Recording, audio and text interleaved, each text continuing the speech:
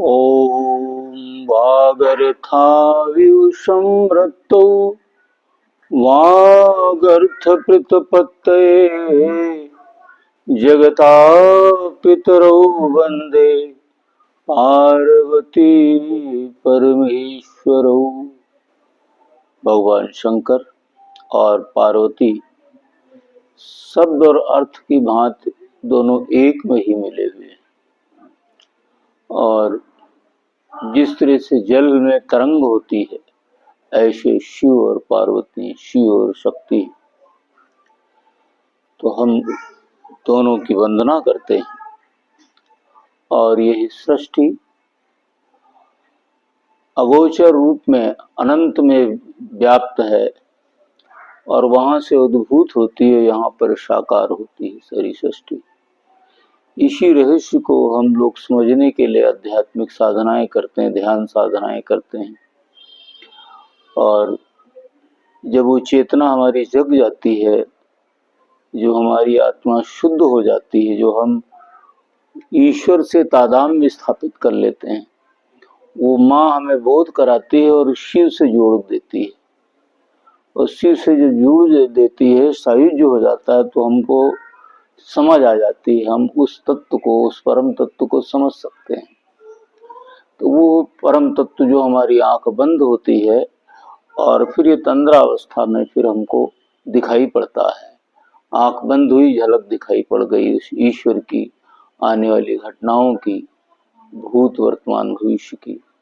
और गहरी जब समाधि में जाते हैं तब भी वो सब दिखता है। और जब गहरी निद्रा में चले जाते हैं तो तब भी वो दिखता है, क्योंकि ये शरीर तो सो जाता है। और कौन है जो चलता रहता है, जागता रहता है। एक बार अजात शत्रु के पास एक ऋषि आया ज्ञान देने के लिए। उन्होंने कहा ये सूर्य क्या है, कहा ब्रह्म है, चंद्रमा का है, ब्रह्म है। फिर चलते चलते सब कुछ पूछते हुए चले गए। अंत में उन्होंने कहा कि ये कुछ भी नहीं है। एक महात्मा सो रहा था और उसको जगाया। बोले महात्मा जी अभी आप कहाँ गए थे? महात्मा ने याद किया कि शरीर तो यहाँ पड़ा था, लेकिन हम तो लोकांतर की यात्रा कर रहे थे। हम तो हिमालय में थे, तो वहाँ बहुत सारी ऋषि मुनियों से बातचीत कर रहे थे। तब उस गुरु से उन्होंने कहा कि ये जो शरीर यहाँ पड़ा हुआ है, तो वो कौन है जो लोकांतर की यात्रा करता है? भाइयों बहनों, तब ये मन हमारा जो है, जो हमारी इंद्रियां हैं, वो सब मन से संयुक्त हो जाती हैं। और चित्त भी मन से संयुक्त हो जाता है और अनंत की यात्राएं करता है। वो पिछले जन्मों की साधनाएं को देखता है और ईश्वरीय निर्देश का भी पालन करता है और लोकांतर में पहुंच जाता है। और वही हमारी आत्मा है, हमारा वही हमारा निज स्वरूप है।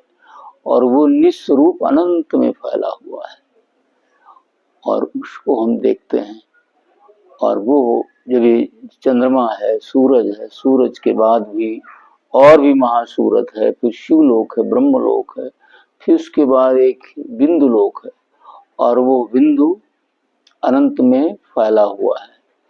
और इस ब्रह्मांड के अंदर भी है और ब्रह्मांड के बाहर भी, वो 10 अंगुल बाहर भी दिखाई पड़ता है। और हमारे उस परम तत्व को ही आत्मा कहते हैं, ईश्वर कहते हैं, जो सूक्ष्म से भी सूक्ष्म और महान से भी महान है। उस परम तत्व को पहचानने के लिए हम सबसे पहले ध्यान साधना जप आदि करते हैं।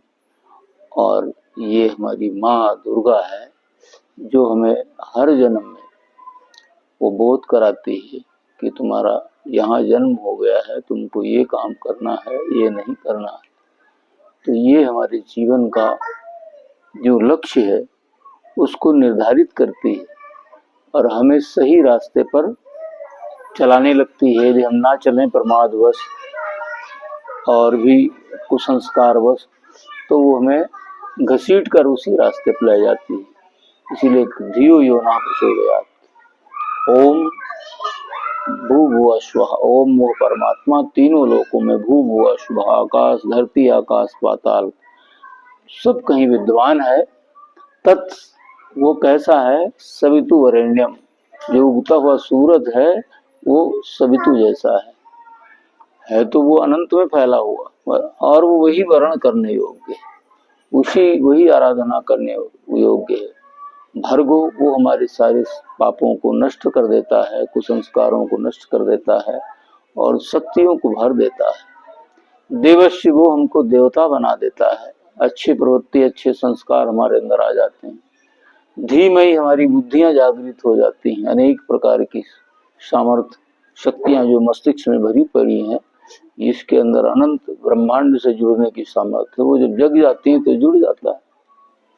धीमे धियो योना प्रचोदयात्, फिर शक्तियां जगती हैं तो इसका मतलब नहीं अहंकार में आ जाएं, जहां चाहें उन शक्तियों का अपनी बुद्धियों का हम उपयोग करें।